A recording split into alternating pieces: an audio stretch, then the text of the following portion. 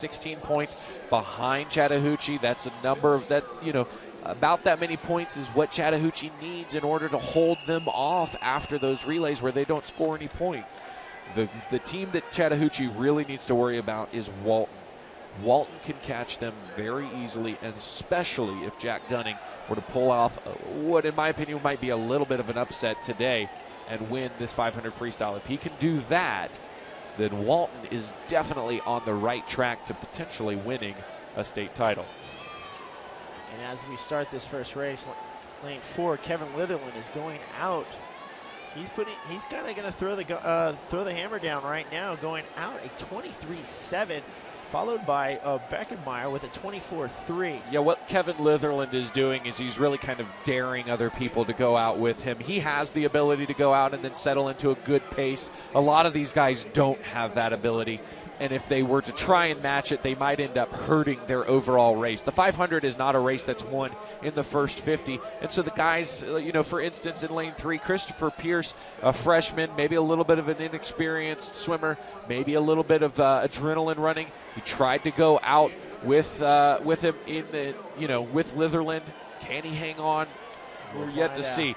Cody Beekmeyer saying, I can hang on, and I'm going to be in this race with you. Exactly. And the other thing, lane 6, we got to look at Jack Gunning. He's just sitting there kind of watching lane 7's Nicholas Hodgson.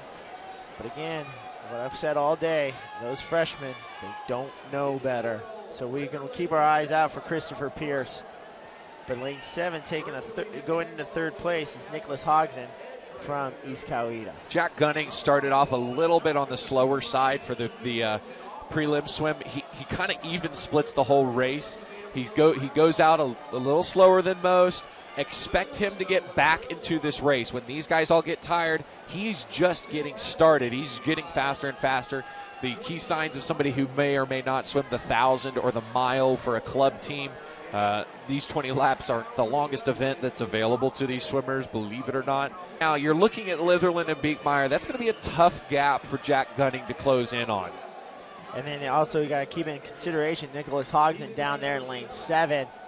But again, the two guys out in front, Kevin and Cody, going stroke for stroke. Yeah, Hodgson definitely can play the spoiler. He can really frustrate some people here, especially because if you look, Jack Gunning right on the lane line, right above Nicholas Hodgson down there towards the bottom of your screen. He's really trying to gain something. He's trying to get in his wake. If you've ever been pulled behind a boat, you know that there's certain places that you can go where the boat will almost push you forward. That's what he's trying to do. Now at the turn, you're looking at Beckmeyer in lane 5, Litherland in lane 4. Beckmeyer is now breathing only to his right side, so he can see Litherland the whole entire time. But as they flip, Litherland's going to have the advantage because he's going to be looking at Beckmeyer, and he's going to understand that, hey, I got to watch out for this guy. Yeah, after a little while in the 500 freestyle, a part of your body starts to seize up, and a great thing to do is get in a rhythm so that you can throw your head to one side. Trying to change sides ends up exhausting you more, believe it or not, and it's more difficult to turn your head out of the water to breathe. You'd think, oh, you want to go breathe, it's so easy. It's not. That's actually the most difficult part of freestyle, is lifting your head out of the water to catch a breath. Litherland with some great turns. Every single time he looks over to Beekmeyer, he makes a little bit of ground up. Every single time Beekmeyer looks over at Litherland, he makes a little ground up. We've got two competitors here. We're at the 400 mark. Only 4 laps to go. Right now with 75 yards at the turn, this is where you're going to see a lot faster tempo. The big kicks come in.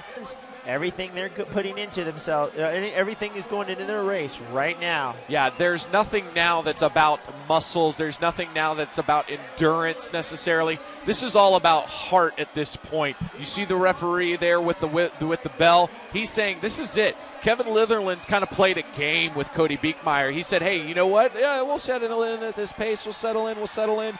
But Cody Beekmeyer fell for it, and Kevin Litherland turned on the acceleration right there at the end. But hang on just a second. That's settled.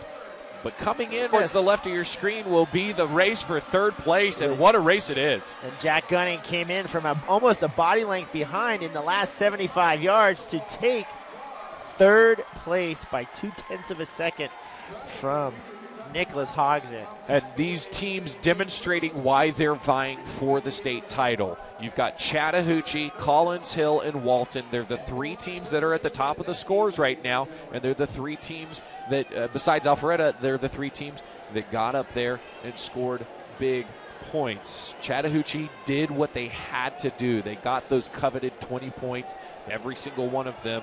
Walton, Jack Gunning finishing in third. That's still 16 points, obviously. That's a good score for them, but they really kind of needed some more. What they're going to need is when they get to those relays, some great swims out of a team that's not necessarily on the on the precipice of scoring some huge points.